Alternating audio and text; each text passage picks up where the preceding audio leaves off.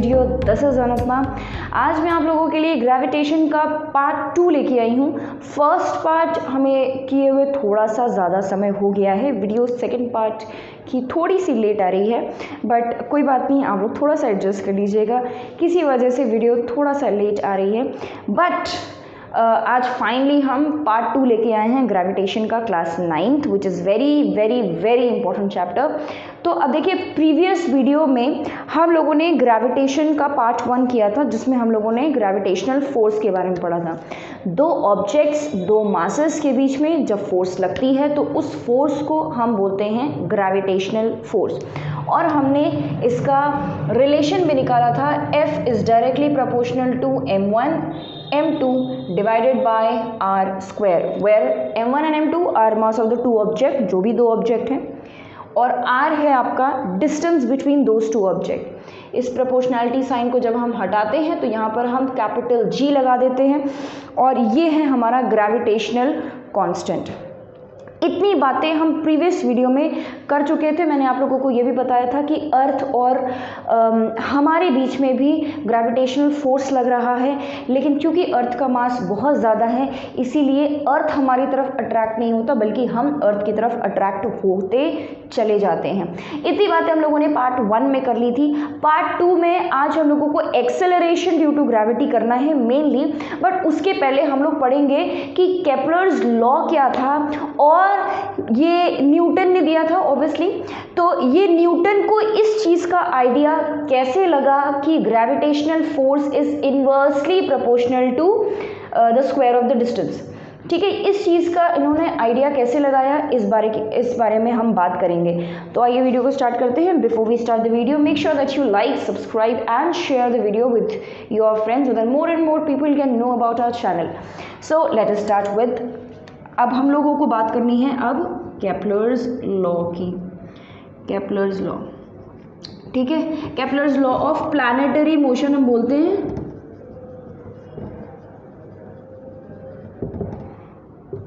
Kepler's law of planetary motion बोलते हैं। अब देखिए, प्लैनेटरी मोशन की अगर हम बात करें तो ये बात हमें पता है कि स्पेस में planets are revolving around the sun in the solar system. ये जो रेवोल्यूशन है सन का, प्लैनेट्स का टूवर्ड्स सन, अराउंड सन, ये रेवोल्यूशन होता है ग्रेविटेशनल फोर्स की वजह से।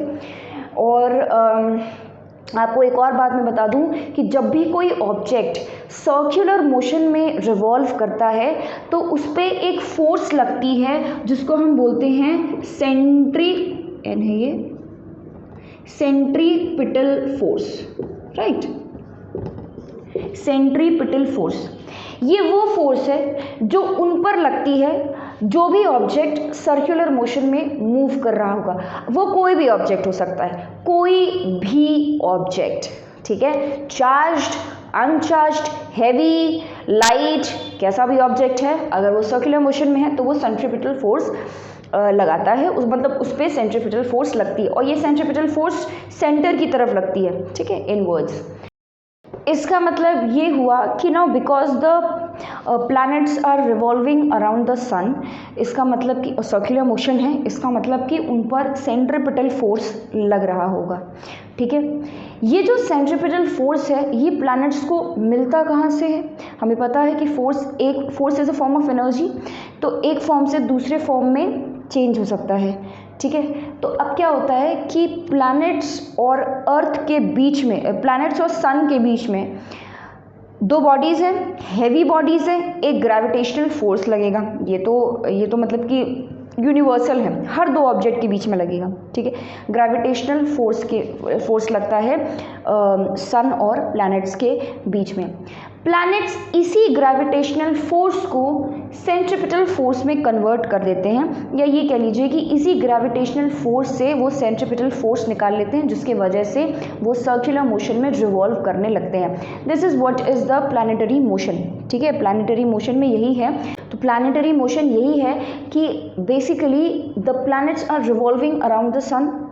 क्योंकि सन एक मास है और प्लैनेट एक मास है, तो दोनों के बीच में ग्रेविटेशनल फोर्स लग रहा होगा।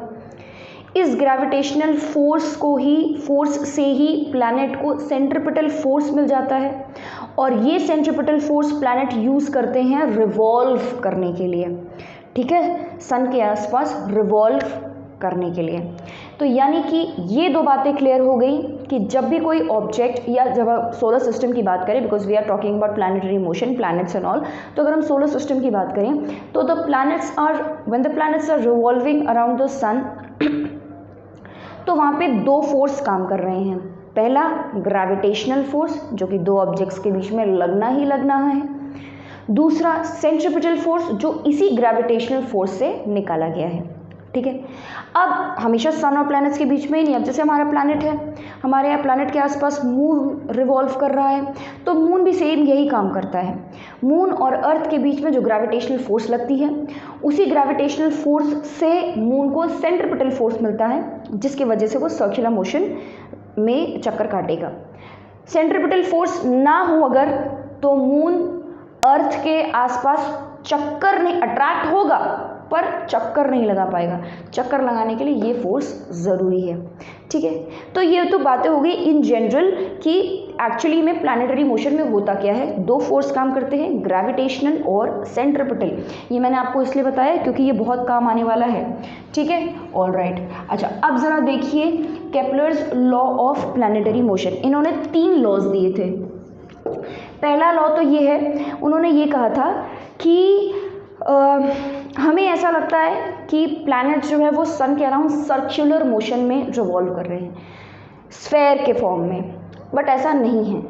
एक्चुअली प्लैनेट्स सन के अराउंड एलिप्टिकल ऑर्बिट में रिवॉल्व कर रहा है। एलिप्टिकल मतलब ये है एलिप्स, ठीक है, ये क्या है एलिप्स।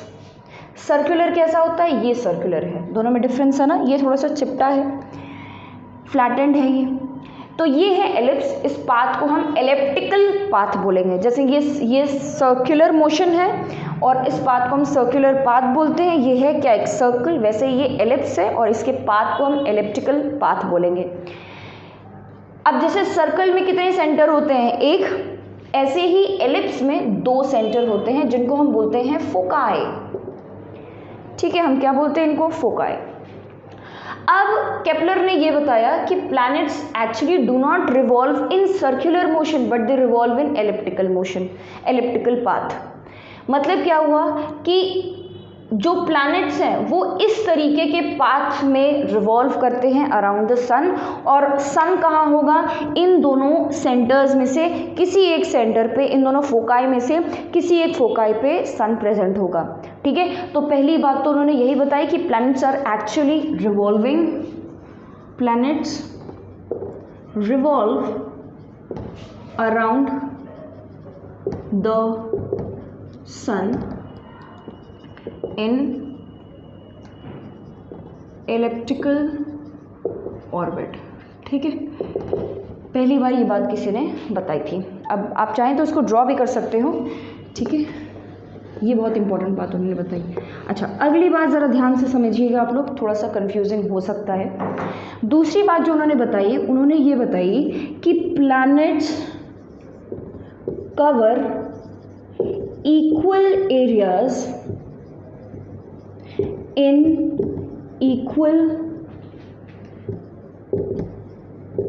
intervals of time. वैसे तो ये वाला जो सेकंड वाला लॉ है ये काफ़ी लंबा चौड़ा है कि प्लैनेट्स की अगर हम 2 लाइंस को ड्रॉ कराएं तो जो एरिया स्वीप होगा that area will be equal area will be covered in equal intervals of time. It is a very long statement, but मैंने बड़ा सिंपल लैंग्वेज में लिख दिया कि प्लैनेट्स एक्चुअल में इक्वल एरिया कवर करता है इक्वल इंटरवल ऑफ टाइम में। ज़रा इसको बहुत ध्यान से समझिएगा। इसका मतलब क्या हुआ, मान लीजिए कि ये एक एलिप्टिकल पाथ है, ठीक है, जो कि एक प्लैनेट कवर कर रहा है। अब इसके किसी एक फोकाई पे सन बैठा होगा, ठीक है, तो मान लीजिए कि ये हमारा सन है। कोई प्लैनेट है जो कि रिवॉल्व कर रहा है around the sun in this path. तो मान लीजिए कि उसने इतना एरिया, कुछ इतना एरिया कवर किया, ठीक है। मान लीजिए कि ये एरिया है ए, ठीक है, इसका एरिया कितना है ए, और इस एरिया को इस प्लैनेट ने कितने टाइम में कवर किया, t टाइम में कवर किया, ठीक है। स्टेटमेंट क्या बता रहा है मैं वो आप लोगों को समझाने की कोशिश कर रही हूँ। अब इस प्लैनेट ने, अब ये प्लैनेट घूमेगा, चक्कर काटेगा इस तरीके से। अब इस प्लैनेट ने एक और एरिया कवर किया, ये, ठीक है, और मान लीजिए कि इसका एरिया भी ए है। अब समझो क्या बोल रहा है, वो बोल रहा है कि the planet covers equal area in equal intervals of time. मतलब अगर इस एरिया, इस पाथ का एरिया, यहाँ से यहाँ तक के आने का जो एरिया है, ठीक है, फ्रॉम द सन, यहाँ से प्लैनेट यहाँ से ट्रैवल करके यहाँ तक आया, तो इतने यहाँ तक आने में उसने जो एरिया ट्रैवल किया है, अगर वो टी टाइम में किया है, वो कितने टाइम में किया है, टी टाइम में किया है, ठीक है। अब अगर कहीं पर मान लो कि वो चलता आ रहा है, यहाँ पहुँचा, और यहाँ से यहाँ तक आने में भी उसने ए एरिया कवर किया है। अगर ये और ये, इन दोनों का एरिया सेम है, इक्वल एरियाज, तो मतलब कि उसका टाइम इंटरवल भी सेम होगा, ठीक है। उसका टाइम जो टी है वो भी कैसा होगा, सेम होगा, ठीक है। कहने का मतलब इस स्टेटमेंट का यही है कि अगर कोई प्लैनेट एरिया ए कवर कर रहा है, तो कहीं पर भी अगर वो उतना ही एरिया कवर करेगा, कहीं पर भी, वो कहीं भी हो सकता है। ये अगर मान लो ये एरिया है, ठीक है, ये कुछ एरिया है और इसका एरिया मान लो ए है, तीनों का एरिया सेम है, तो तीनों का टाइम भी सेम होगा, ठीक है। तीनों का टाइम भी कैसा होगा, सेम होगा। तो ये केपलर ने बताया था कि जो प्लैनेट है वो इक्वल एरिया स्वाइप करता है इक्वल टाइम इंटरवल में। इसका मतलब क्या हुआ, इसका मतलब ये हुआ कि यहाँ से यहाँ तक आने में, यहाँ से यहाँ तक आने में उसने टी टाइम लिया, और यहाँ से यहाँ तक आने में उसने टी टाइम लिया। ज़रा मुझे ये बताओ कि दोनों में से लेंथ कौन सी ज़्यादा है। ये वाली लेंथ ज़्यादा है ना, और ये वाली लेंथ कम है। मतलब उसने इतनी ज़्यादा लेंथ कवर कर ली सिर्फ टी टाइम में, और उसने उसी टाइम में इतनी छोटी सी लेंथ कवर करी है। इसका मतलब यहाँ पर प्लैनेट की स्पीड ज़्यादा है, तभी तो उतने ही टाइम में ज़्यादा कवर कर रहा है। यहाँ उतने ही टाइम में कम कवर कर रहा है। यहाँ पे प्लैनेट की स्पीड ज़्यादा है, यहाँ पे प्लैनेट की स्पीड कम है। तो कहने का मतलब ये हुआ, यहाँ से ही कंक्लूजन निकाला गया कि एक्चुअल में जब प्लैनेट सन के अराउंड एलिप्टिकल पाथ में रिवॉल्व करते हैं, उस समय ऐसा होता है कि जब प्लैनेट सन के पास रहेगा, ठीक है, जब प्लैनेट सन के पास रहेगा उस वक्त उसकी स्पीड ज़्यादा होगी, और जब वो सन से दूर होता जाएगा उस वक्त उसकी स्पीड कम हो जाएगी, ठीक है। इस बात से तो यही मतलब निकला ना, कंक्लूजन क्या निकला, यही निकला। तो पहला केपलर्स लॉ क्या बताता है कि planet revolve around the sun in elliptical orbit. दूसरा क्या बताता है, planet covers equal areas in equal intervals of time, ठीक है, इक्वल एरिया स्वाइप कर रहा है। तीसरी बात उन्होंने ये बताई कि ये जो रेडियस है, ठीक है, सन से प्लैनेट का जो रेडियस है, ये रेडियस ही तो है, ठीक है। सन से प्लैनेट की जो दूरी है, जो डिस्टेंस है, रेडियस नहीं कहेंगे, डिस्टेंस कहेंगे। सन से प्लैनेट का जो डिस्टेंस है, it is it is directly proportional to the square of the time, ठीक है। तो अगर मान लो कि कोई एक प्लैनेट है जो कि टी टाइम में कोई डिस्टेंस कवर कर रहा है, तो उन्होंने ये बोला कि R cube is directly proportional to T का square, where R is the distance between the planet and the sun and t is the time taken for the revolution, ठीक है। कहने का मतलब ये है, अब देखो ये वाला जो लॉ था ना, ये केपलर ने बता तो दिया कि ऐसा होता है, लेकिन बहुत अच्छे से इसको एक्सप्लेन नहीं कर पाए थे। एक्सप्लेन किसने किया था, न्यूटन ने किया था भाई, न्यूटन ने किया था। कैसे, ये हमको पता है कि जैसे जैसे भाई डिस्टेंस, दो ऑब्जेक्ट के बीच में डिस्टेंस कम रहेगा तो फोर्स ऑफ अट्रैक्शन ज़्यादा लगेगी, दो ऑब्जेक्ट के बीच में डिस्टेंस ज़्यादा रहेगा तो फोर्स ऑफ अट्रैक्शन कम लगेगी। इसका मतलब अगर डिस्टेंस बढ़ेगा तो टाइम भी बढ़ेगा, डिस्टेंस घटेगा तो टाइम भी घटेगा। मतलब क्या कि अगर ऑब्जेक्ट डिस्टेंस कम है, अगर ऑब्जेक्ट यानी कि प्लैनेट, अगर प्लैनेट सन के बहुत पास है, सन के बहुत पास है, तो कम समय में ही वो ज़्यादा एरिया कवर कर लेगा। देखो कर रहा है ना, कम समय में ही उसने ज़्यादा एरिया कवर कर लिया। ऐसा क्यों हुआ, ग्रेविटेशनल फोर्स ज़्यादा लग रहा है इसलिए। ग्रेविटेशनल फोर्स क्या कर रहा है, ज़्यादा लग रहा है। ग्रेविटेशनल फोर्स ज़्यादा तो सेंट्रीपिटल फोर्स ज़्यादा, और सेंट्रीपिटल फोर्स ज़्यादा तो मतलब कि वेलोसिटी ज़्यादा। ठीक है, सेंट्रीपिटल फोर्स ज़्यादा तो मतलब कि वेलोसिटी ज़्यादा। सेंट्रीपिटल फोर्स को हम ऐसे लिखते हैं, centripetal force is mv²/r, mv²/r। तो देखो ये आपस में डायरेक्टली प्रोपोर्शनल है, तो वेलोसिटी ज़्यादा तो मतलब कि सेंट्रीपिटल फोर्स ज़्यादा।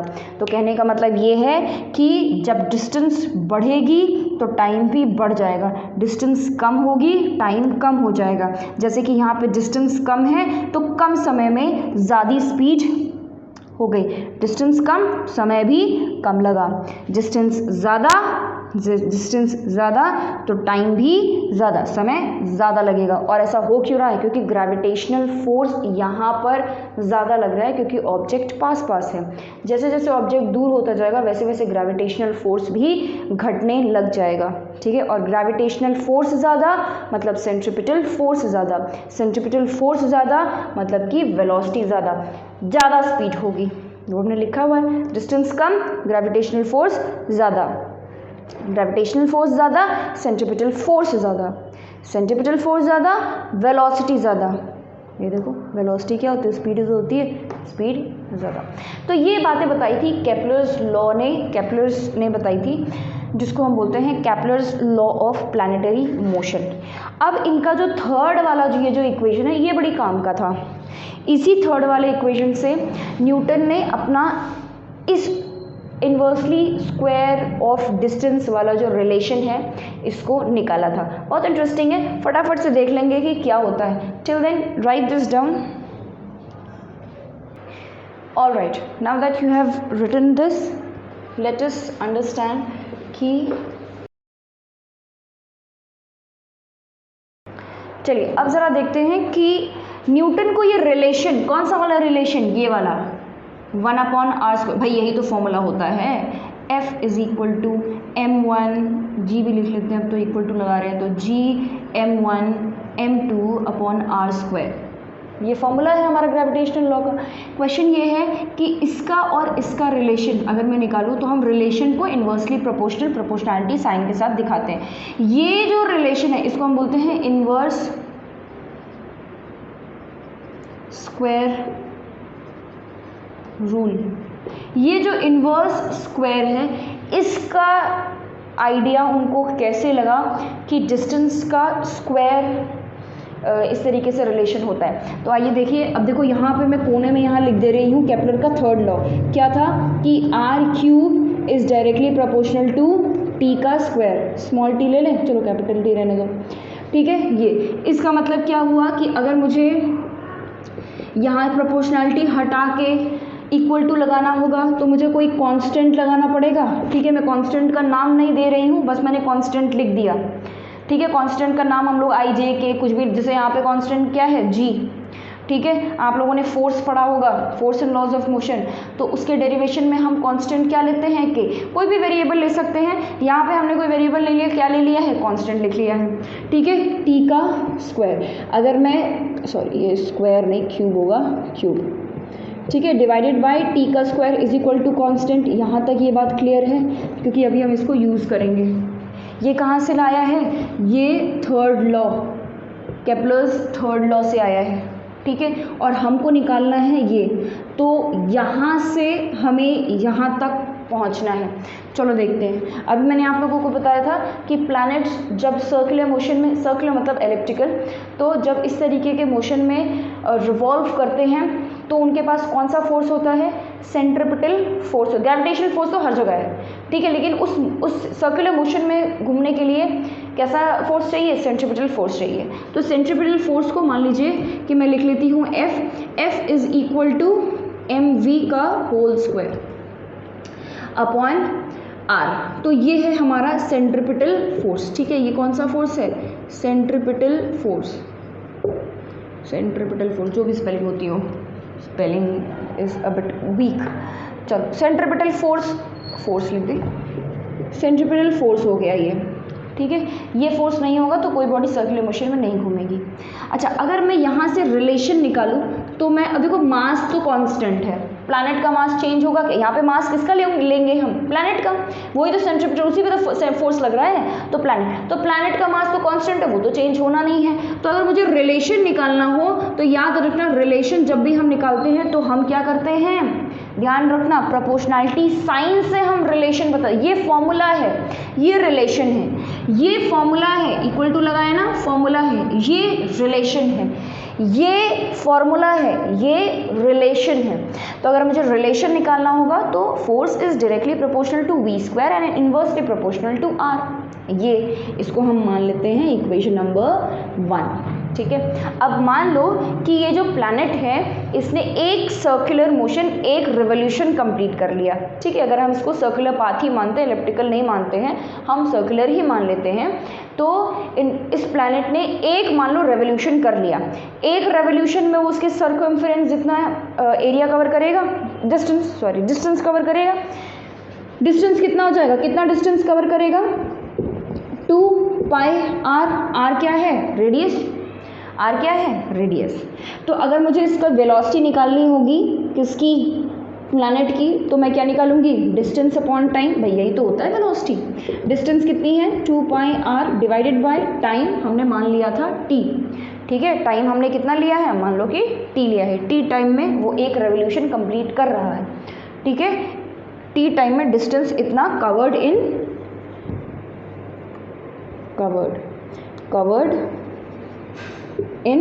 मान लो टी टाइम में उसने इतना डिस्टेंस कवर किया, तो वेलोसिटी उसकी कितनी हो जाएगी, डिस्टेंस अपॉन टाइम, ये हो गया। अच्छा, ये फॉर्मूला है।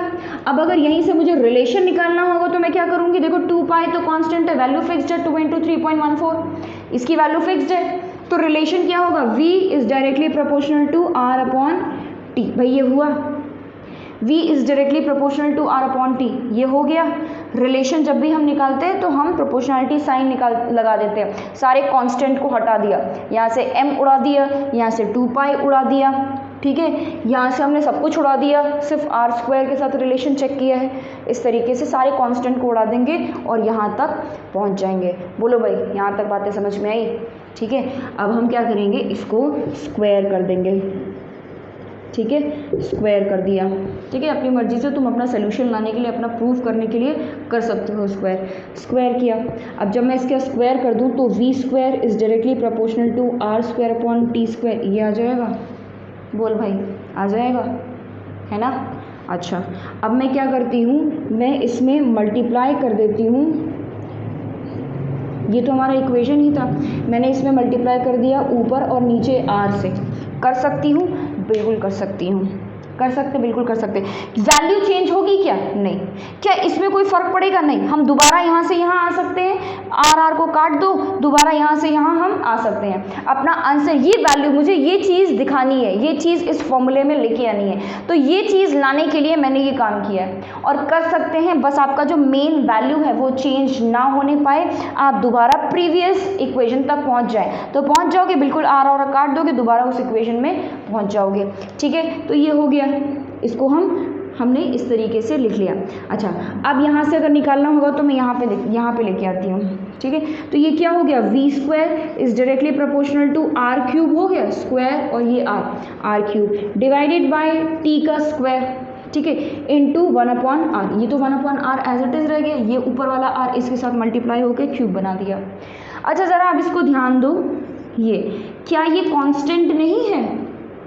कांस्टेंट है ना? तो अगर ये कांस्टेंट है और मुझे रिलेशन निकालना है तो मैं इस कांस्टेंट को उड़ा दूंगी, तो मतलब कि बचेगा क्या, v square is inversely proportional to r. ये बात बची? अरे बोलो, ये बात आ गई। इसको हम मान लेते हैं इक्वेशन 2।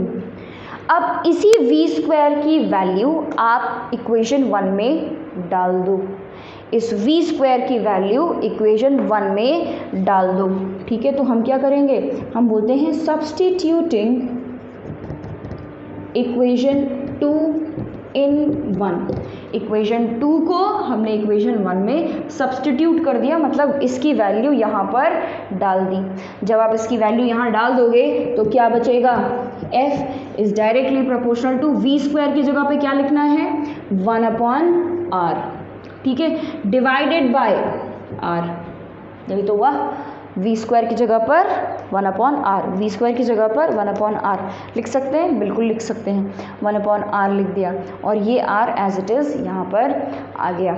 ठीक है, अब जब इसको सॉल्व करोगे तो ये क्या आ जाएगा, f is directly proportional to 1/r²। ठीक है, आ गया ये रिलेशन, यही वाला। तो यहाँ से न्यूटन ने स्क्वायर इन्वर्स स्क्वायर रूल का पता लगाया था। अब देखिए ये जो डेरिवेशन हमने किया है ये आपके एग्ज़ाम पॉइंट ऑफ व्यू से इतना इम्पोर्टेंट नहीं है, पर क्योंकि इस डेरिवेशन के बारे में एनसीईआरटी में येलो कलर के बॉक्स में दिया हुआ है, इसीलिए ये डेरिवेशन अपने आप में इम्पॉर्टेंट हो जाता है। Although it is not that much asked in your paper in your exams, but because it is given in the NCERT you have to learn it. अब इसमें आपको कई चीज़ें कन्फ्यूजिंग लग रही होंगी या कई चीज़ें आपको लग रहा होगा कि इससे पहले तो हमने मैथ्स में ये सीखा ही नहीं। ठीक है, जैसे मैंने अभी रिलेशन बताया, रिलेशन कैसे निकालना है, कांस्टेंट को हटा दो रिलेशन आ जाएगा। हम अभी तक आप लोग जब यहाँ इक्वल टू होता था तो ही वैल्यूज़ पुट करते थे। अब आप सोच रहे होगे कि यहाँ पे तो equal to v square is equal to 1/r तो है नहीं, वैल्यू कैसे पुट करी। ठीक है, तो इक्वल टू नहीं भी होता है, डायरेक्टली प्रोपोर्शनल, अगर प्रोपोर्शनलिटी का साइन है तो भी हम वैल्यूज़ पुट कर, ये कुछ नई नई बातें हैं जो आपने हो सकता है कि पहली बार इस वीडियो में देखी हो। कोई दिक्कत नहीं है क्योंकि अभी आप सीख रहे हो। 9 से आप काफ़ी सारी नई नई चीज़ें देखेंगे, जैसे कि अभी आप लोगों ने क्लास 9th में ही पढ़ा होगा कि जब हम प्रोपोर्शनलिटी का साइन लगाते हैं, प्रोपोर्शनलिटी का साइन हटाते हैं तो एक कांस्टेंट लगाना पड़ता है। ये मैंने आप लोगों को प्रीवियस वीडियो में बताया था। ठीक है, सो इसको आप नोट कर लें। हम आगे acceleration due to gravity start करते हैं। तो अब ज़रा स्टार्ट करते हैं acceleration due to gravity. Acceleration due to gravity is one of the most important concepts जो कि आपको समझना है। चलिए, एक्सेलरेशन ड्यू टू ग्रेविटी। ठीक है, अब देखो हम लोगों ने फोर्थ चैप्टर में, इसके प्रीवियस चैप्टर मतलब यूट्यूब पे मैं उसकी वीडियो भी तक डाल नहीं पाई हूँ, but definitely I am up to it. मैं डेफिनेटली ग्रेविटेशन ख़त्म हो जाएगा, उसके बाद हम फोर्स और लॉज ऑफ मोशन पे ही वीडियो लेके आएंगे। ठीक है, तो आप लोगों ने ये पता होगा आप लोगों को कि अगर किसी बॉडी को एक्सेलरेट करना है, ठीक है, उसमें एक्सेलरेशन लाना है तो हमें फोर्स अप्लाई करनी पड़ती है। ठीक है, और ये फोर्स कैसी होनी चाहिए, एक्सटर्नल अनबैलेंस्ड फोर्स होनी चाहिए। बैलेंस्ड फोर्स लगाएंगे अगर आप तो उसमें कोई एक्सेलरेशन नहीं होगा। What do we mean by acceleration? Acceleration का मतलब आप इस तरीके से समझ लीजिए कि एक्सेलरेशन का मतलब क्या होता है कि किसी बॉडी को मूव करना। ठीक है, किसी बॉडी को हिलाना, उसका स्टेट ऑफ मोशन चेंज करना। स्टेट ऑफ मोशन ज़रूरी नहीं है कि वो रुकी हुई है तो आप उसको चलाएं तो ही उसका स्टेट ऑफ मोशन चेंज होगा ना। स्टेट ऑफ मोशन चेंज होने का मतलब या एक्सेलरेट होने का मतलब क्या है कि आप उस बॉडी में किसी भी तरीके का चेंज ले आए। किसी भी तरीके का चेंज मतलब अगर कोई बॉडी रुकी हुई है, आपने फोर्स लगाया, वो चलने लगी, एक्सेलरेशन हुआ। ठीक है, अगर कोई बॉडी चल रही है, आपने फोर्स लगा के उसको रोक दिया, तो भी हम मानते हैं कि एक्सेलरेशन हुआ। दोनों ही केसेस में आपने उसके स्टेट ऑफ मोशन को चेंज किया है। अच्छा, अगर कोई बॉडी स्लो स्पीड से चल रही है, आपने फोर्स लगा के उसकी स्पीड बढ़ा दी, तो भी एक्सेलरेशन हुआ है। अगर कोई बॉडी बहुत हाई स्पीड से चल रही थी, आपने फोर्स लगा के उसकी स्पीड को कम कर दिया, उस केस में भी एक्सेलरेशन हुआ है। और अगर कोई बॉडी मान लीजिए इक्वल स्पीड से चल रही, मतलब कांस्टेंट स्पीड से चल रही, मान लो 20 किलोमीटर/आवर की स्पीड से वो कोई बॉडी चल रही है आराम से, लेकिन चलते चलते उसने अपना डायरेक्शन मोड़ लिया, तो डायरेक्शन का मुड़ना भी स्टेट ऑफ मोशन में चेंज लेके आता है, यानी कि एक्सेलरेशन होगा। इसका मतलब ये हुआ कि बॉडी में किसी भी तरीके का चेंज आए, इसका मतलब कि एक्सेलरेशन हुआ है। चलती हुई है रुक जाए, रुकी हुई है चल जाए, धीमे है तेज़ हो जाए, तेज़ है धीमे हो जाए, या अपनी डायरेक्शन बदल ले, तो एक्सेलरेशन होता है। यानी कि एक्सेलरेट करने के लिए, किसी भी बॉडी को एक्सेलरेट करने के लिए जितनी भी मैंने बातें आप लोगों को पता है कि ये करने से एक्सेलरेशन होता है, इन सब में चाहिए क्या, फोर्स। इन सब में क्या चाहिए, फोर्स चाहिए। ठीक है, और ये फोर्स कैसी होनी चाहिए, एक्सटर्नल अनबैलेंस्ड फोर्स होनी चाहिए। ठीक है, इतनी बातें क्लियर हो गई। अब बात करते हैं एक्सेलरेशन ड्यू टू ग्रेविटी की।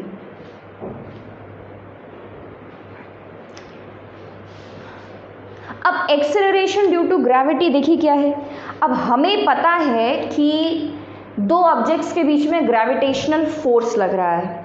ठीक है, अब जब इन दोनों ऑब्जेक्ट्स में से एक ऑब्जेक्ट आपकी अर्थ हो, ठीक है, जब अगर हम अर्थ की बात करें, ठीक है, ज़रूरी नहीं कि हमेशा अर्थ ही, अगर अर्थ है, मान लो दोनों ऑब्जेक्ट्स में से कोई एक ऑब्जेक्ट अगर अर्थ है तो वो अर्थ फोर्स लगाएगी, मतलब इक्वल एंड अपोजिट फोर्स लगता है ना, जितनी फोर्स अर्थ आप पे लगाएगी उतनी ही फोर्स आप उस पे लगाओगे। इक्वल अपोजिट एक्शन का रिएक्शन, ये आप लोगों ने पढ़ा होगा इसके प्रीवियस फोर्स वाले चैप्टर में।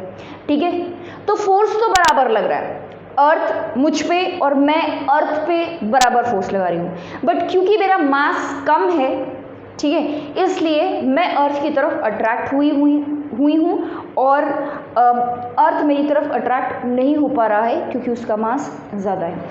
अगर मान लीजिए कि मैं ऊपर चढ़ जाऊँ और ऊपर से कूद जाऊँ तो मैं हमेशा नीचे की तरफ आऊँगी, मैं हमेशा नीचे की तरफ आऊँगी।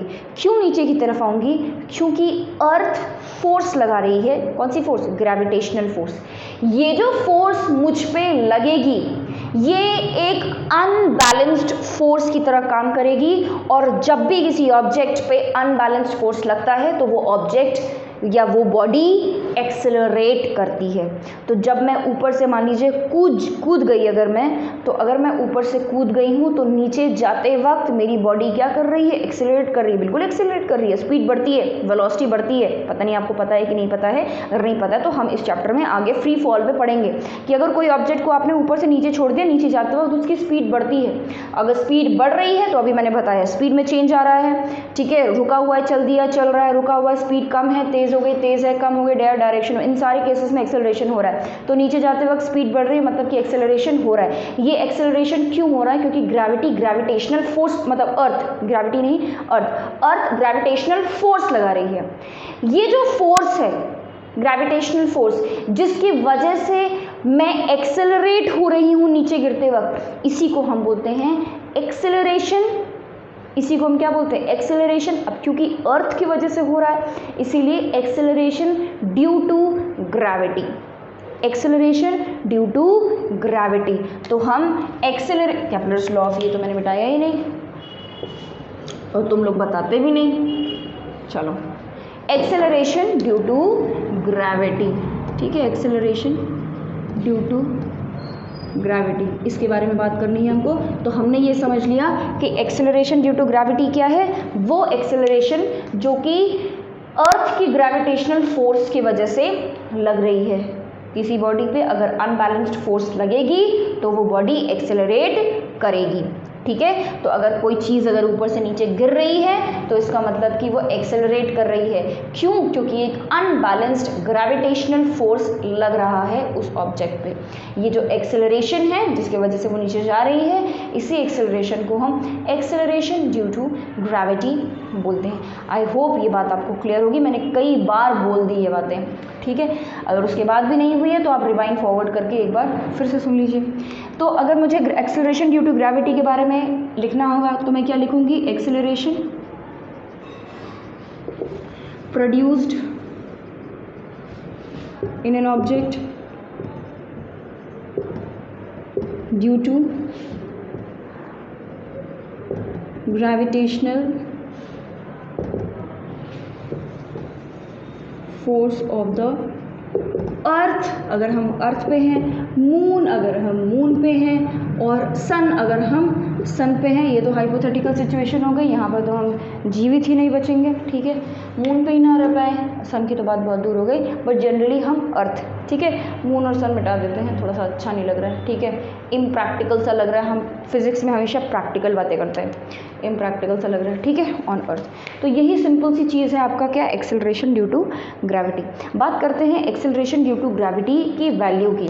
अब देखो इसको डिनोट किया जाता है, इसका सिंबल क्या है? बड़ा आसान सा सिंबल है, स्मॉल जी। सिंबल क्या है इसका? स्मॉल जी, ठीक है, स्मॉल जी। ग्रेविटेशनल कांस्टेंट का सिंबल क्या था? कैपिटल जी, और ये क्या है? स्मॉल जी। अच्छा, अब मान लो कि ग्रेविटेशनल फोर्स लग रहा है दो ऑब्जेक्ट्स के बीच में, जिसमें से एक ऑब्जेक्ट हमारा अर्थ है। तो ग्रेविटेशनल फोर्स की अगर मुझे वैल्यू निकालनी पड़ेगी तो मैं क्या मान लूँ, F is equal to G, gravitational constant है ये, m है mass of earth, small m है मास ऑफ ऑब्जेक्ट जैसे मैं, ठीक है, और डिवाइडेड बाय आर स्क्वायर। ठीक है, तो मान लो कि ये हमारा अर्थ है, ठीक है, हम एक्सेलरेशन ड्यू टू ग्रेविटी की बात कर रहे हैं ना, तो हम अर्थ की बात कर रहे हैं। ये हमारा अर्थ है और यहाँ पर मैं इस तरीके से खड़ी हूँ और आपको फिजिक्स पढ़ा रही हूँ, ग्रेविटेशनल चैप्टर। ठीक है, अब क्या होगा, ये सेंटर है और ये है मान लीजिए कि r यानी कि रेडियस। अब इसको, अब मेरी लेंथ आप क्या ही इंक्लूड करोगे भाई, अर्थ का रेडियस के मुकाबले मेरा जो लेंथ है वो तो कितना ही होगा, कुछ है ही नहीं, मतलब नेग्लिजिबल, आप ना के बराबर। तो हमने सिर्फ और सिर्फ अर्थ का रेडियस ले लिया है और वो उसको रिप्रेजेंट कर दिया है r से। अर्थ का मास हमने m मान लिया है और मेरा मास हमने मान लिया है स्मॉल m। ठीक है, तो ये बातें होगी। अब इस बॉडी, ये जो अर्थ है, इस पे और मुझ पे, हम दोनों के बीच में ग्रेविटेशनल फोर्स लग रहा होगा, कितना लग रहा होगा, इतना लग रहा होगा। ठीक है, यहाँ तक बातें समझ में आई, यहाँ तक बातें समझ में आ गई होंगी। अब क्योंकि यहाँ पर ग्रेविटेशनल फोर्स लग रहा है तो मैं, ऑब्वियस सी बात है, क्योंकि मेरा मास कम है तो मैं अर्थ की तरफ अट्रैक्ट हो रही होंगी। ठीक है, अर्थ की तरफ अट्रैक्ट हो रही होंगी। इसी फोर्स को, जिसको हम ग्रेविटेशनल फोर्स जो हम लोगों ने निकाला है, ये ग्रेविटेशनल फोर्स, ग्रेविटेशनल के फॉर्मूला से हम लोगों ने जो फोर्स निकाला है, इसी फोर्स को मैं ऐसे भी तो लिख सकती हूँ, ऐसे भी तो लिख सकती हूँ, है कि नहीं, बिल्कुल लिख सकते हैं। F is equal to m a, ये आप लोगों ने पढ़ा हुआ है, ये मेरा मास है। ठीक है भाई, ये जो ग्रेविटेशनल फोर्स है, इसी फोर्स के वजह से तो मैं एक्सेलरेट हो रही हूँ। अरे बोलो, मैंने अभी तो बताया, किसी बॉडी को एक्सेलरेट करने के लिए फोर्स लगती है।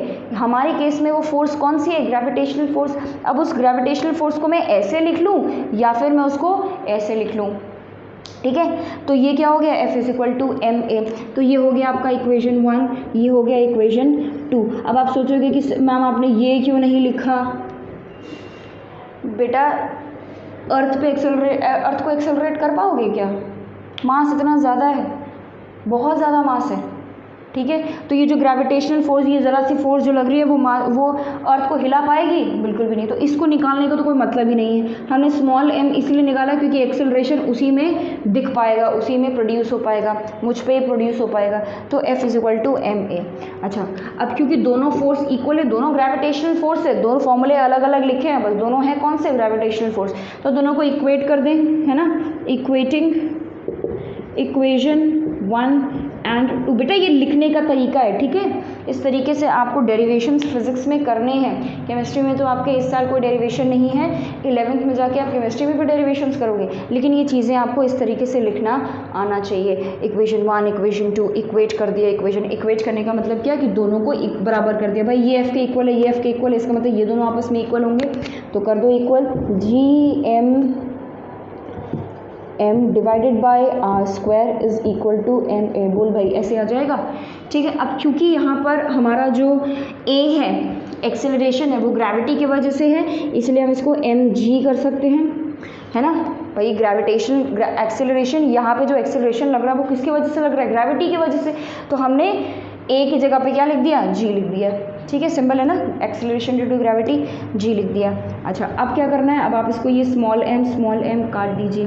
तो यानी कि यहाँ से g की वैल्यू कितनी आ गई, g is equal to gravitational constant mass of earth divided bye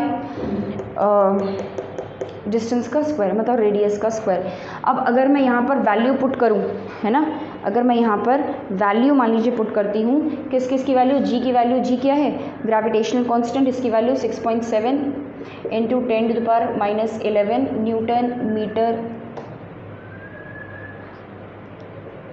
Newton metre square upon kg square. ठीक है, उसके बाद फिर मास ऑफ अर्थ देख लेते हैं, मास ऑफ अर्थ कितना है। मास ऑफ अर्थ है 6 into 10⁻24 kg। 6 into mass of अर्थ है आपका 6 इंटू 10⁻24 kg। और रेडियस ऑफ अर्थ है 1.6 इंटू 10⁶ मीटर्स, यही है। क्या बात है, वेरी गुड। 1.6 नहीं है, 6.4 है। ठीक है, ये वैल्यूज़ याद करने की ज़रूरत नहीं पड़ती है। ठीक है, क्वेश्चन में दे दिया जाता है। अब जब आप ये 3 वैल्यूज़ यहाँ पर पुट करेंगे, ठीक है, तो आप इसको पुट करिए और सॉल्व करिए। तो जब आप इसको सॉल्व करेंगे तो आपको पता चलेगा क्या, कि जब इसको सॉल्व किया जाए तो स्मॉल जी की वैल्यू कितनी आती है, 9.8 मीटर पर सेकेंड स्क्वायर। ठीक है, ये हो गई आपकी जी की value 9.8 metre per second square. ठीक है, 9.8 metre per second square. Acceleration due to gravity है ना, इसलिए मीटर पर सेकेंड स्क्वायर। 9.8 की जगह पे कई क्वेश्चंस में जब आप क्वेश्चंस दिया जाएगा आपको, तो अगर क्वेश्चन में जी की वैल्यू नहीं दी गई है तो आप जी की वैल्यू 9.8 लेके चलेंगे। अगर जी की वैल्यू आपको दी गई है उस केस में आप जी की वैल्यू जो भी दी गई होगी उसके अकॉर्डिंग लेके चलेंगे। Generally 10 metre per second square भी क्वेश्चन में दे दिया जाता है 9.8 के अलावा। ठीक है, तो ये हो गया हमारा एक्सेलरेशन ड्यू टू ग्रेविटी की वैल्यू। अच्छा, एक चीज़ अगर आप यहाँ पर ध्यान दें तो यही तो फॉर्मूला निकला है स्मॉल जी का, एक्सेलरेशन ड्यू टू ग्रेविटी का।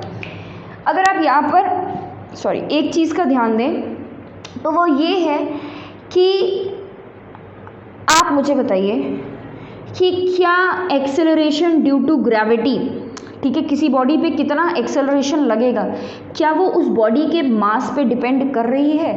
क्या ये जो जी की वैल्यू है ये मेरे मास, मुझ पे लग रहा था ना एक्सेलरेशन ड्यू टू ग्रेविटी, यहाँ पे मैं ही तो बैठी ही खड़ी थी, पढ़ा रही थी आप लोगों को, तो क्या मेरे मास से इस पर कोई फर्क पड़ेगा? बोलो भाई, जवाब दो ज़रा। क्या मेरे मास से इस पे कोई फ़र्क पड़ेगा? बिल्कुल भी नहीं। स्मॉल m तो का तो कोई रिलेशन ही नहीं है जी के साथ। ठीक है, तो कहने का मतलब ये है कि कैसी भी बॉडी हो, ठीक है, कैसी भी बॉडी हो, उस पर acceleration due to gravity 9.8 metre per second square ही लगेगा। इससे कोई मतलब नहीं है कि ऑब्जेक्ट कितना हल्का है या कितना भारी है। एक्सेलरेशन ड्यू टू ग्रेविटी उस पर उतना ही लगेगा। क्या आपको बात समझ में आ रही है? क्योंकि यहाँ पे स्मॉल m कहीं है ही नहीं। स्मॉल m जो कि मेरा मास था, मेरे मास पे तो डिपेंड ही नहीं कर रहा। तो अब चाहे अगर आप मुझे छत से नीचे फेंक दो या मेरे साथ कोई किसी और को भी छत के नीचे फेंक दो, तो मैं बहुत हल्की हूँ, कोई और बहुत हैवी है, दोनों ही एक ही समय पर नीचे गिरेंगे क्योंकि दोनों पे एक्सेलरेशन सेम लगेगा। ठीक है, कितना लगेगा? 9.8 मीटर पर सेकेंड स्क्वायर। ठीक है, इतना ही एक्सेलरेशन लगेगा। अब देखिए, आपकी एनसीईआरटी का ये क्वेश्चन है कि अगर एक्सेलरेशन ड्यू टू ग्रेविटी नहीं डिपेंड करता है मास पर, अगर मास पे डिपेंड नहीं करता है तो इसका मतलब कि अगर आप एक पेपर लो और उसको रोल कर दो, मतलब उसको बॉल के शेप में बना दो, और एक नॉर्मल पेपर लो, जब आप एक बॉल वाले पेपर को और एक नॉर्मल पेपर को ऊपर से नीचे गिराएंगे तो दोनों, क्योंकि एक्सेलरेशन ड्यू टू ग्रेविटी लगेगा और वो तो मास पे डिपेंड ही नहीं करता ऑब्जेक्ट के मास पे, तो दोनों एक ही समय पे नीचे गिरने चाहिए। भले इसका मास ज़्यादा है, पेपर बॉल वाले का मास ज़्यादा है, और इसका मास कम हो या नहीं भी हो, ज़्यादा कम मास कुछ भी हो, बराबर भी हो, क्या दोनों के मास पे acceleration due to gravity depend करेगा? नहीं। और अगर नहीं तो दोनों बराबर टाइम पे, इक्वल टाइम पे नीचे गिरने चाहिए कि नहीं? पर ऐसा होता है क्या? नहीं। तो ये एनसीईआरटी का क्वेश्चन है कि why when acceleration due to gravity does not depends upon the mass of the object, then why a crumpled paper falls faster than a normal paper? तो आपने देखा होगा कि किसी पेपर को क्रम्पल कर दो तो वो जल्दी गिर जाता है, जो नॉर्मल पेपर है वो लहराता हुआ गिरता है नीचे, वो टाइम लेता है। ये किसकी वजह से होता है? ये एयर रेजिस्टेंस की वजह से होता है। एयर फ्रिक्शन लगाती है ना, फ्लूइड फ्रिक्शन जिसको हम बोलते हैं, तो एयर क्या करती है? फ्रिक्शन लगाती है, तो रेजिस्टेंस, एयर रेजिस्टेंस क्रिएट करती है, जिसके वजह से जो पेपर है वो लहराता हुआ नीचे जाएगा, थोड़ा ज़्यादा टाइम ले लेगा। और रेजिस्टेंस सिर्फ इस वाले पेपर पे नहीं लगेगा, रेजिस्टेंस दोनों पे लग रहा है, पर क्योंकि इसका सरफेस एरिया कम है, देखो सरफेस एरिया ज़्यादा होता है तो एयर का रेजिस्टेंस भी ज़्यादा होता है। सरफेस एरिया इसका कम है, इसका सरफेस एरिया ज़्यादा है, इसलिए इस पे एयर रेजिस्टेंस ज़्यादा लगेगा और इस पे एयर रेजिस्टेंस कम लगेगा, और ये जल्दी नीचे गिर जाएगा और ये आराम से गिरेगा। अगर एयर ना हो, अगर एयर ना हो और आप दोनों को गिरा रहे हैं वैक्यूम में, जहाँ पे ग्रेविटेशनल फोर्स के अलावा और कोई फोर्स नहीं लग रही है, एक्सेलरेशन ड्यू टू ग्रेविटी ही लग रही है, कोई और फोर्स अगर नहीं लग रही है, उस केस में, है ना, उस केस में दोनों पेपर चाहे जैसे भी हो, क्रम्पल्ड हो, स्ट्रेट हो, नॉर्मल हो, चाहे जैसे भी हो, एक ही समय पर नीचे गिरेंगे। This is one of the important question of NCERT. Please right this down and let us move on further. Alright, अब ये आपने कर लिया है। ज़रा बात करते हैं कि क्या हमेशा ये जी की वैल्यू हमेशा सेम रहेगी अर्थ पे? क्या आप अर्थ के किसी भी कोने में जाएं तो जी की वैल्यू हमेशा बराबर रहेगी? क्या ऐसा होता है? नहीं, ऐसा नहीं होता है। क्यों? क्योंकि जी माना कि मास पे डिपेंड नहीं कर रही है, पर डिस्टेंस पे तो कर रही है। स्मॉल जी की वैल्यू हमने क्या निकाली? यही तो निकाली। ये आर क्या है? What is r? रेडियस, और यू कैन से डिस्टेंस। ठीक है, और हमें पता है कि हमारा जो प्लैनेट अर्थ है ये स्फेरिकल नहीं है, ये हल्का सा फ्लैटेंड है। ठीक है, इस तरीके से एलिप्टिकल है ना। ये बातें आप लोगों को पढ़ी भी है। केपलर्स लॉ में हमने पाथ की बात की थी, अर्थ की बात नहीं की थी, ध्यान रखना। ठीक है, यहाँ पे ये अर्थ है, तो अगर ये सेंटर ऑफ द अर्थ है, सेंटर ऑफ मास है, ठीक है, तो यहाँ पे रेडियस आर की वैल्यू ज़्यादा है और यहाँ पर आर की वैल्यू कम है। अरे है कि नहीं, ये आर लिखा है मैंने छोटा सा। ठीक है, तो यहाँ पर आर की वैल्यू क्या है? कम है। यहाँ पे आर की वैल्यू ज़्यादा है। तो अगर आर की वैल्यू जब ज़्यादा होगी तो gravitation, acceleration due to gravitation, ठीक है, एक्सेलरेशन ड्यू टू ग्रेविटी वो क्या होगी? अगर ये ज़्यादा है तो ये कम लगेगी और यहाँ पर ज़्यादा लगेगी। इसका मतलब ये क्या है? पोल्स हैं आपके। ठीक है, ये मान लो कि नॉर्थ पोल है और ये साउथ पोल है। ठीक है, तो कहने का मतलब ये है क्योंकि नॉर्थ पोल का रेडियस, नॉर्थ पोल पे जब आप होंगे तो रेडियस अर्थ का कम होगा, जिसकी वजह से ग्रेविटी ज़्यादा लगेगी, एक्सेलरेशन ड्यू टू ग्रेविटी ज़्यादा फील होगी। और क्योंकि अगर आप इक्वेटोरियल पोजीशन पे रहते हैं, ठीक है, पोल्स पे नहीं रहते हैं, इक्वेटोरियल पोजीशन पे रहते हैं, तो वहाँ पे आपको ग्रेविटी थोड़ी कम महसूस होगी क्योंकि आर की वैल्यू जो है वो बढ़ गई है। ठीक है, this is how g variation, इसको हम ये कर देते हैं कि variation of acceleration due to gravity. तो अगर आपसे कोई पूछेगा कि why do we feel more gravity, more acceleration due to gravity at the poles, तो आप बताएंगे because the distance, the radius is smaller at the poles and larger at the equator. Equator पर डिस्टेंस जो है वो ज़्यादा है, इसलिए ग्रेविटी कम है। यहाँ पर डिस्टेंस कम है तो ग्रेविटी ज़्यादा है। और आप लोगों ने पढ़ा होगा वेट के बारे में, राइट? हम पढ़ेंगे वेट के बारे में भी। वेट क्या होता है? मास इनटू ग्रेविटी के पढ़ा हुआ है। ठीक है, mg, acceleration due to gravity. Weight क्या है? mg, weight is actually force. भाई mg क्या है? अभी पढ़ा था फोर्स। अभी हम लोगों ने जो पुराना डेरिवेशन किया उसमें क्या लिखा? F is equal to mg लिखा। तो F ये कुछ नहीं है, यही तो है वेट। यही क्या है? वेट। तो weight is nothing but force. मैं अपने मास की वजह से जो फोर्स लगा रही हूँ नीचे की तरफ, वही क्या है? मेरा वेट है। अब अगर g की वैल्यू बढ़ेगी तो वेट बढ़ जाएगा, g की वैल्यू घटेगी तो वेट घट जाएगा। इसका मतलब यहाँ पर पोल्स पर ग्रेविटी ज़्यादा है तो वेट ज़्यादा होगा, इक्वेटोरियल पोजीशन पर ग्रेविटी कम है तो वेट कम होगा। ये क्वेश्चंस भी पूछे जाते हैं। ठीक है, जब हम मास और वेट के बारे में और डिटेल में पढ़ेंगे तो मैं आप लोगों को बताऊंगी कि मतलब बताऊंगी क्या, ये चीज़ मैं दोबारा रिपीट करा देंगे। ठीक है, और क्या, बाकी पढ़ तो लिया है आपने। Weight is equal to mg, G ज़्यादा, जी की वैल्यू ज़्यादा तो वेट ज़्यादा, जी की वैल्यू कम तो वेट कम। अब बात करते हैं मून पर क्या होगा भैया। मून पे क्या होगा? तो बड़ी सिंपल सी बात है, g is equal to capital G gravitational constant, capital M क्या है? मास, और r का स्क्वायर। g की वैल्यू हमें पता है 6.7 into 10⁻11 newton metre square upon kg square.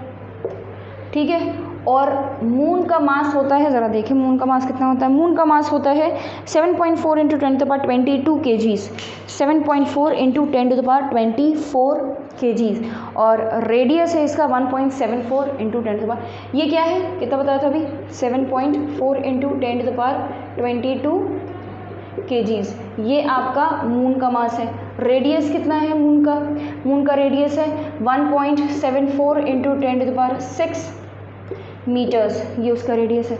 ये सारी वैल्यूज़ आप यहाँ पुट करिए, ठीक है। जी की वैल्यू अपने आप आ जाएगी 6.7 इंटू 10⁻11 इंटू कैपिटल एम कितना है 7.4 इंटू 10⁻22 डिवाइडेड बाई 1.74 इंटू 10⁶।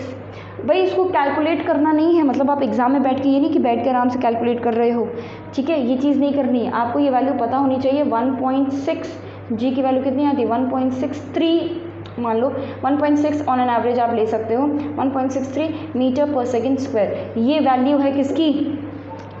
ये वैल्यू है किसकी? Acceleration due to gravity on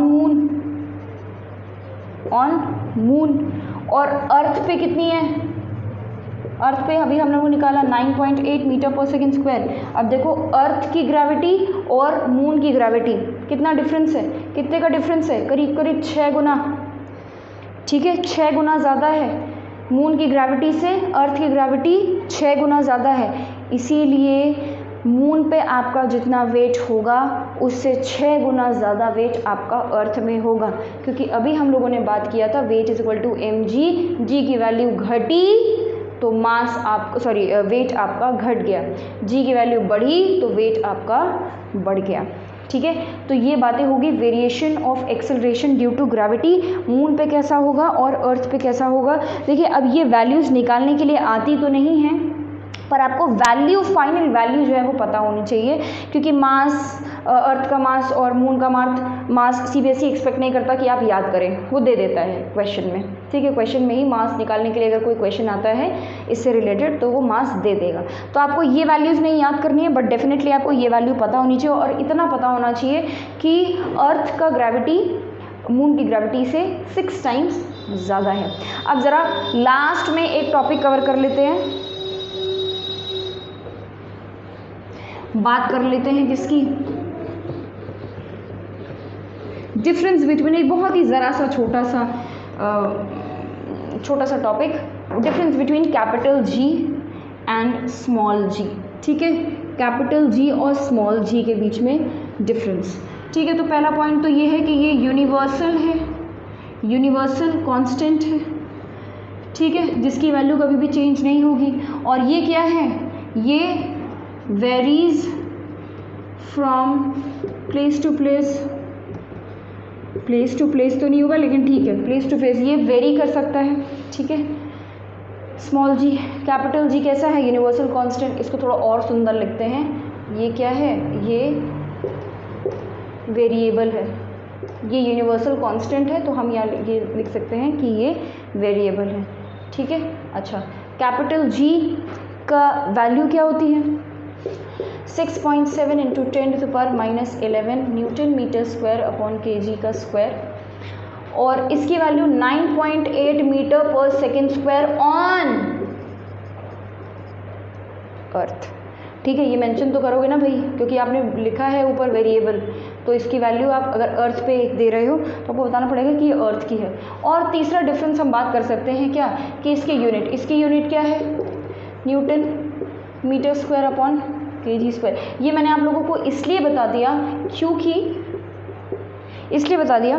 क्योंकि ये डिफरेंस पूछ लेता है, ठीक है। तो कोई बहुत मेजर डिफरेंस नहीं है कि आपको याद करना पड़े, सिंपल सा डिफरेंस है कि कैपिटल जी है वो यूनिवर्सल कांस्टेंट है जिसको हम ग्रेविटेशनल कांस्टेंट बोलते हैं, और स्मॉल जी को हम एक्सेलरेशन ड्यू टू ग्रेविटी बोलते हैं। ये चेंज करता रहता है, वेरी करेगा from place to place, different places पर, depending upon the distance, depending upon the mass, इन सब चीज़ों पर डिपेंड करता है और वेरी करता है।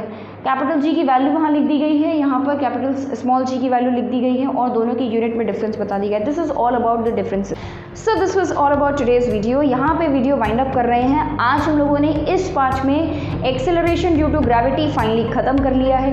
अगली वीडियो हमारी होगी on free fall, which is one of the most important topic. उसमें कुछ न्यूमेरिकल्स भी है, बड़े इंपॉर्टेंट न्यूमेरिकल्स हैं, और ग्रेविटेशन में सबसे ज़्यादा आपका जो क्वेश्चन कवर होता है वो फ्री फॉल से ही कवर होता है, क्योंकि उसमें थ्योरी भी है और न्यूमेरिकल्स भी है। So thank you so much for watching this video. If you are new to this channel then please subscribe to the channel, because I come up with videos of class 9, 10 science and 11th chemistry. And if you are already a subscriber, then thank you so much for being such a great supporter. And if you have any thought or you have any suggestion, advice or anything that comes in your mind, please put it in the comment section and I will definitely follow you up. Also, I want to tell you, I want to share this with you people that many students demand for some topics, demand for some videos on some particular topics, and it makes me feel really motivated कि आप लोग demand करते हैं जब कि ma'am इस chapter पे या इस टॉपिक पे वीडियो बनाओ. तो in case you also have any topic that you want me to make videos on, then please let me know in the comments or personally on my number, whatever many of you might be having, and or you can let me know on the Instagram, Facebook, wherever you can find me. Let me know what comes in your mind. Also, if you want notes, questions, practice questions and doubt clearing sessions of all or any of the chapter that we have done on YouTube, then you can follow me up. You can subscribe to the channel on my Telegram account, and there we can conduct our doubt clearing sessions and you can get all the notes of all the chapters. So thank you so much. Thank you and bye bye.